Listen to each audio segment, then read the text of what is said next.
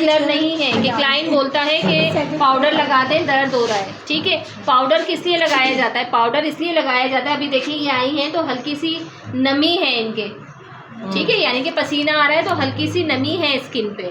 ठीक है, अगर ऑयली स्किन होगी तो हल्का सा ग्रीसी हो रहा होगा फेस।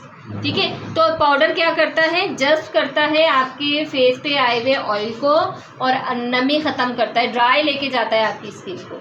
वैक्सिंग से पहले भी पाउडर लगता है और थ्रेडिंग से पहले भी पाउडर लगता है। ठीक है, तो हम लगाएंगे। ठीक है, अभी मैंने आपको बताया था कि स्किन में कट लग जाता है। देखो ये स्किन क्या है, लूज़ होती है यहाँ से।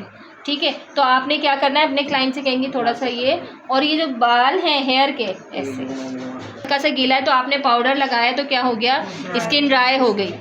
पहले आपने टिश्यू से, अगर बहुत ज़्यादा पसीना आ रहा है तो आपने अपने क्लाइंट को टिश्यू देना है। टिश्यू देने के बाद उनसे बोलना है कि इसको रब करें, पसीना साफ़ करें, उसके बाद आपने लगाना है। क्योंकि जब देखें आपका फेस गीला होता है और आप जब साफ़ करते हैं तो फ़ौरन ड्राई नहीं होता, हल्की सी नमी रह जाती है फेस पे, तो उस सूरत में आपने पाउडर लगाना है। पाउडर लगाने के बाद हम बना रहे हैं फोरहेड।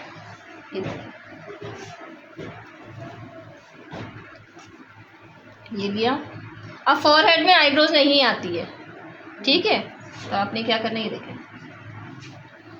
ये देखें मेरे हाथ चल रहा है, मेरी गर्दन इतनी नहीं, साइड इनके जो फोरहेड के बालों की ग्रोथ है वो इस साइड पे है, तो आप इसी साइड पे खड़ी हुई, आपने धागे को इस तरह रखा। अब देखें हम अपोजिट साइड निकाल रहे हैं बाल, तो आराम से बाल निकलेगा। अब इस तरीके से रखेंगे तो बालों की तो डायरेक्शन ही इस तरफ है ना, तो बाल नहीं निकलेगा, इक्का दुक्का निकल जाएगा, लेकिन अपोजिट साइड पे सारा बाल निकलेगा। पता कैसे चलेगा अपोजिट साइड? तो ये होता ही है ना, जाएंगे बाल, आप देखेंगे ना बाल हाँ, की जिस तरह बाल जा रहा है उसके अपोजिट चलाएंगे। ठीक है, अभी जैसे आप हाथों पे निकाल रही थी, प्रैक्टिस कर रही थी, तो अपोजिट साइड चला रही थी, जब ही निकल रहा था ना, ऐसे ही फेस का है।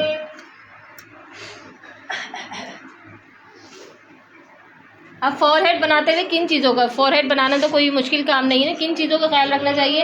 एक तो ये कि आईब्रोज़ के ऊपर से हल्का सा आपने शेप देते हुए आना है, शेप में नहीं घुसना।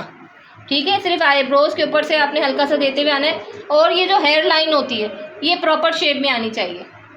इधर से ज़्यादा निकाल दिए, इधर से कम निकाल दिए तो वो बुरे लगेंगे। ये देखो आपका हाथ बहुत प्रेशर, ये छोटे छोटे जो बेबीज है कि आपको एक शेप लगी फोरहेड की भी। देखिए ज़्यादातर कट लगता है इस साइड पे। ठीक है, तो आपको बहुत ध्यान से काम करना है कि कट ना लगे। अभी देखें आधा फोरहेड में इस जगह से बनाऊंगी खड़े होके, और आधा फोरहेड इस जगह से, क्योंकि इस साइड के जो बालों की डायरेक्शन है वो इस तरफ आ रही है और इस साइड की इधर आ रही है। ठीक है, अपर लिप का भी यही होगा, पहले आप इधर से करेंगी फिर आप इधर से करेंगी, के बालों की डायरेक्शन ये है।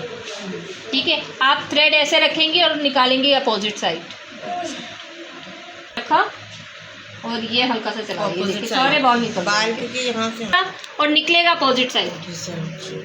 ठीक है, इसी तरह ये है, ये देखिए, लेकिन आर्च में दे सकते हैं। अब इनकी सपोज नहीं बनी हुई होती तो इनके यहाँ तक बाल आ रहे होते, ये शेव आ रही होती और नीचे एक्स्ट्रा आ रहे होते। तो आईब्रोज बनाने का तरीका क्या है, आज मैं सिर्फ आपको ये बता रही हूँ, किसी आई हुई हूँ आईब्रोज। ठीक है, नीट करना स्टार्ट करना है पहले। ये चीज़ जब आप नीट करती हुई ऊपर जाएंगी ना तो आपको खुद ब खुद एक आईब्रोज की उनकी जो शेप है ना वो नज़र आएगी। क्या किया हमने, आई बॉल से क्लीन करते हुए आए, सारे एक्स्ट्रा बाल निकालते हुए जब ऊपर तक पहुंचेंगे तो आपको एक शेप नज़र आएगी, उस शेप को करना है। अब आपने यहाँ तक नीट कर लिए, जो इनके एक्स्ट्रा बाल थे, शेप की बात नहीं करें, जो एक्स्ट्रा बाल थे वो नीट कर लिए। अब आप स्टार्ट कहाँ से करेंगी, इस पॉइंट से। ये देखिए, धागा ऐसे ही नहीं चलाना, धागे में पहले आपने शेप के इस तरह से बाल लेके आने ऐसे। ठीक है, फिर चलाना है ये, इसको स्ट्रेट चलाना होता है, इसको स्ट्रेट चलाना होता है, स्ट्रेट चलाना। ठीक है, जैसे यहाँ तक स्ट्रेट, फिर हल्का सा तिरछा, फिर हल्का सा यूँ तिरछा, जब भी शेप बनती है। देखें ये अभी हमने क्या, ये स्ट्रेट बनाना है तो स्ट्रेट धागा रखा यहाँ तक, ये देखें धागे की पोजीशन क्या है, स्ट्रेट। ठीक है, अब मुझे शेप निकालनी है, मैं धागे को हल्का सा तिरछा करती हुई जाऊँगी ऐसे, ये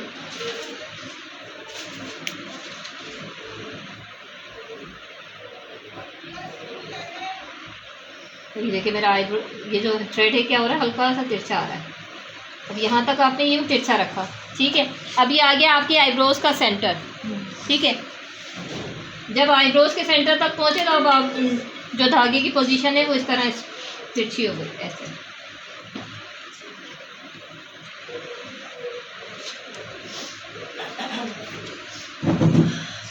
ये तिरछा और ये तिरछा, यहाँ स्ट्रेट, ये तिरछा, फिर ये तिरछा। और अगर राउंड में बनाएंगे तो इसको हल्का सा गोलाई में ऐसे देंगे।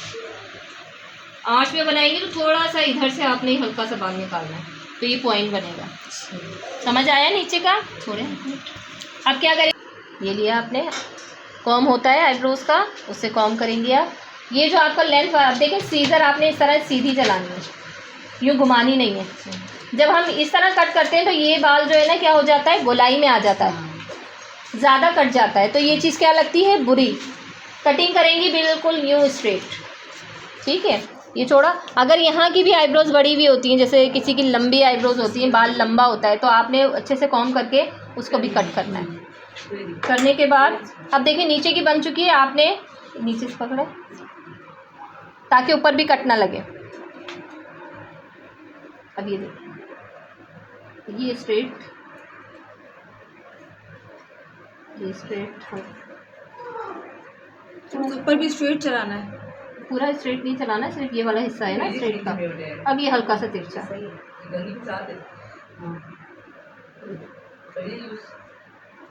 ठीक है। यही तो मुश्किल है, ये तिरछा, यही तो धागा अंदर घुसाना और जो बिल्कुल बैलेंस करना ही तो सबसे मुश्किल काम है। जब आ जाएगा तो और जो धागों को बैलेंस करना, स्ट्रेट रखना, आईब्रो टेढ़ी हो जाए, टेढ़ी हो जाए, और मुंह को तो बैलेंस करना है पूरा।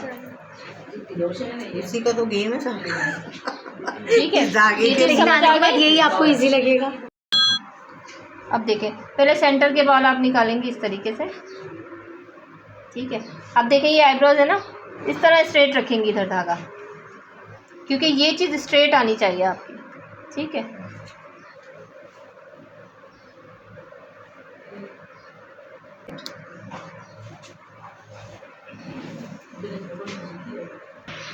ये देखो ये चीज़ स्ट्रेट आएगा, ठीक है। ये चीज़ समझ आ गई है जी। तो शेप दोगी तो ऊपर से शेप सही से दे पाओगी ना। पहले से ऊपर से बना लोगी तो नीचे से शेप कैसे सही आएगी। इस हमें बताया था कि पहले आईब्रोज बना के दूसरी आईब्रोज। देखिए इनके कट कब लगेगा, जैसे ये लूज छोड़ेंगी, इसमें आपका कोई अमल दखल नहीं है। ये क्लाइंट के जो कट लगता है ये क्लाइंट के ऊपर है। जब वो लूज छोड़ देता है स्किन को तो कट लगता है। यहाँ के जो बाल है ये निकालना मुश्किल होता है। इसका भी मैं बता दी ना, दूसरी साइड का जो होता है ना, एक साइड का तो आराम से एक साइड का देखो, दूसरी साइड का मैंने अभी वहाँ से स्टार्ट नहीं किया। वो तो पकड़ नहीं पाती, हाथ ही इतने हिलड़े होते हैं। आप अपने किसी स्टाफ से बोलें, आप अपने किसी स्टाफ से बोलें कि आईब्रोज पकड़े। नहीं पकड़ सकती, छोटी हूँ लेकिन तबीयत सही नहीं है।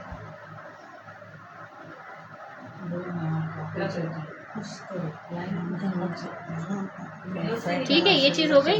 छोड़िएगा एक मिनट। अब ये देखें, अब ये है ना, इसको अब यहाँ से ही पकड़वाएंगे सिर्फ ऊपर से। अब आपकी पोजीशन ये आ जाएगी।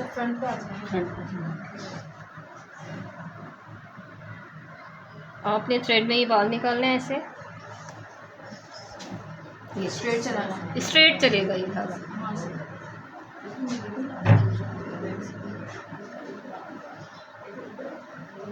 आपको वैक्स से भी आईब्रोज बना, ठीक है। ये देखो सीधा बिल्कुल स्ट्रेट। अगर इनका ये बाल छोटे तो आप नहीं घुमाएंगी, स्ट्रेट ही रखेंगी। अब जो जिन्होंने भी इनकी आईब्रोज बनाई उन्होंने सीजर को ऐसे चलाया, ठीक है। ये चीज़ क्या है, कम आ गई है, और ये चीज़ क्या है, लेवल में। अगर वो लेवल में लेती तो इनकी आईब्रोज और प्यारी लगती, ठीक है। आपने सीजर को इस तरह स्ट्रेट चलाना, सही। नीचे से ऊपर से। अच्छा वैसे आईब्रो एक जैसी नहीं होती ना, डिफरेंट होती है ना थोड़ी सी। बाज़ दफ़ा किसी की बहुत ज़्यादा होती है, वैसे फ़र्क आता है। दोनों बिल्कुल सेम नहीं होती, फ़र्क आता है, लेकिन ये फ़र्क आपको